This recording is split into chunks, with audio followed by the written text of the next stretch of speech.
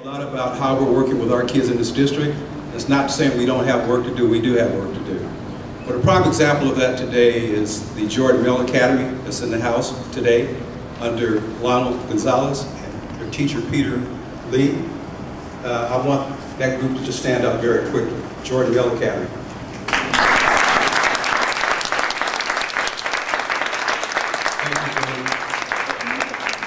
I'm going to summarize this and just shut up. But I'm very proud of what's happening at Jordan. We've got a lot planned for this area. We're going to pump $151 million into rebuilding Jordan High School. We're also working with Claremont Graduate University as a partner in what's going to happen here in North Long Beach, and they will do a needs analysis for the whole area so that whatever we do at Jordan High School will mesh with the needs of the community. And that's something that I'm very passionate about that is going to transpire here in North Long Beach. But again, with reference to this project and what this is all about, I couldn't be more pleased with what I see, but it also suggests something bigger and greater. We still have a lot of work to do. Thank you very much. Thank you, Dr. Williams. As a special note, I'd like to thank Dr. Williams again, because the process to have information distributed within the Long Beach Unified School District is a huge challenge, but by phoning Dr. Williams, it was done instantly, and we were able to distribute material in Long Beach High School. Thank you again. We are currently And thank all of you for allowing us to host this event. We're very proud and pleased to have you exhibit your art exhibit here in the 9th District. I am the newest member of the Long Beach City Council. Well, actually, I'm not the newest member. James Johnson is actually the newest member. I meet him by a few months.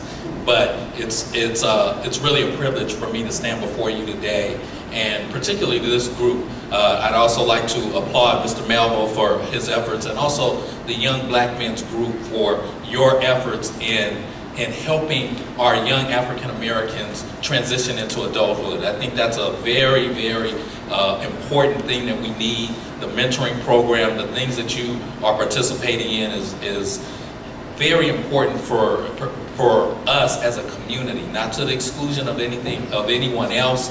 But for those of you that read the papers and follow the statistics, you know, our young African American males are in trouble.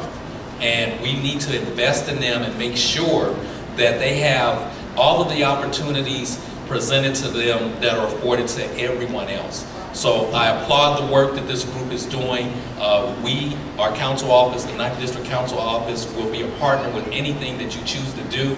We want to work with you in any ways that we possibly can.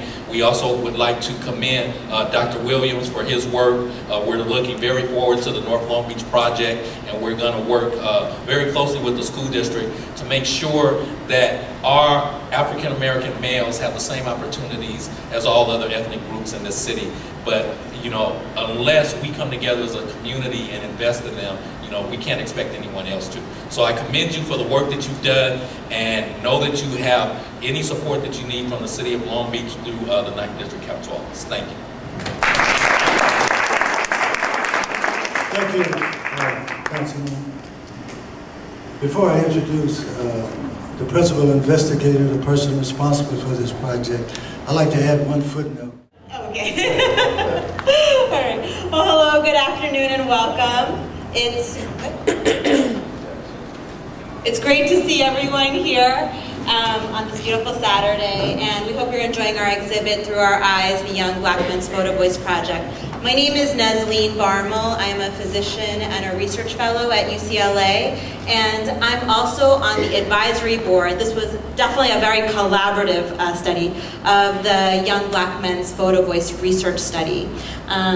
Next to me is Charles Lee Johnson, who's also another advisory board member, and us, as well as the rest of our board, would really like to thank, where did John go?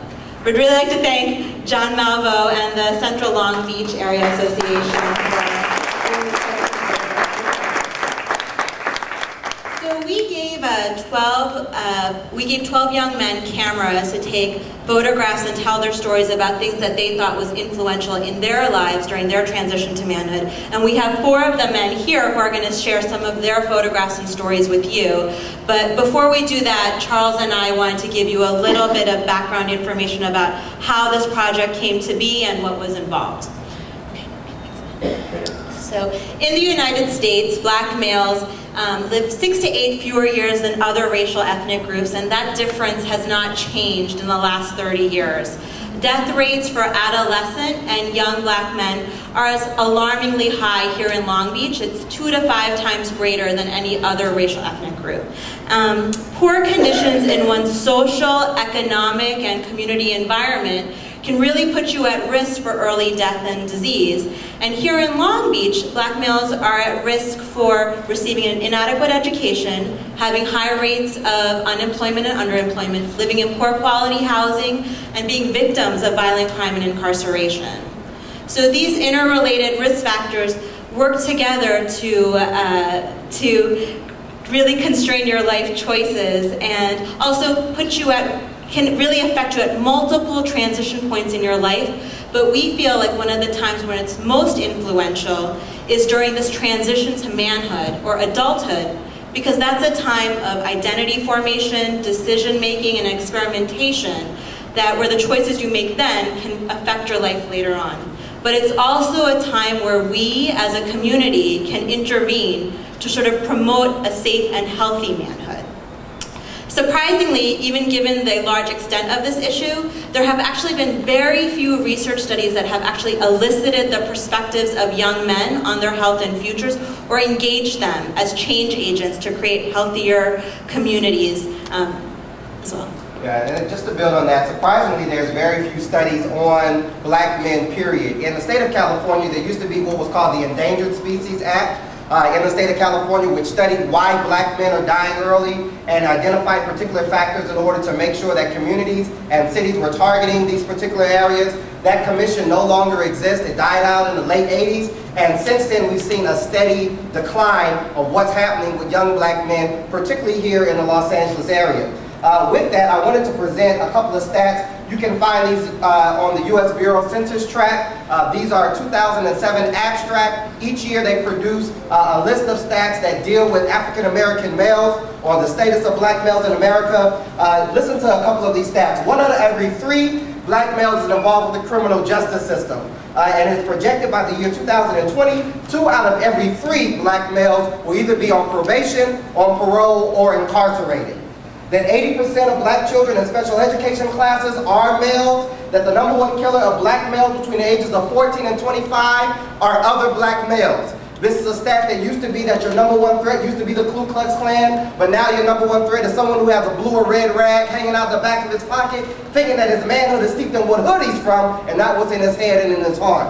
We find that black men represent just over 6% of the U.S. population, but comprise 35% of drug arrests, 55% of drug convictions, and 74% of drug prisoners. When you're looking nationally across the nation, 52% of the nation's prison population are black men. When you're looking at those who go to jail, we know that you face a 90% increased chance of going to jail if you are illiterate. We find that many young black men who are graduating out of local schools are graduating, but they're graduating functionally illiterate, which means they can read words like "ick-thup," "stop," and "go," but if you gave them a word like "enthusiastic," if you gave them a word like "phlegmatic," they may not be able to read that, pronounce it, or even identify it. That is identified as being functionally illiterate. We find that African Americans make up only 17% of public schools, but comprise more than 42% of special education classes, finding that the National Medical Association said that many of these young men have been misdiagnosed, have been placed in special ed because of behavior problems, but not because something is actually going on. I think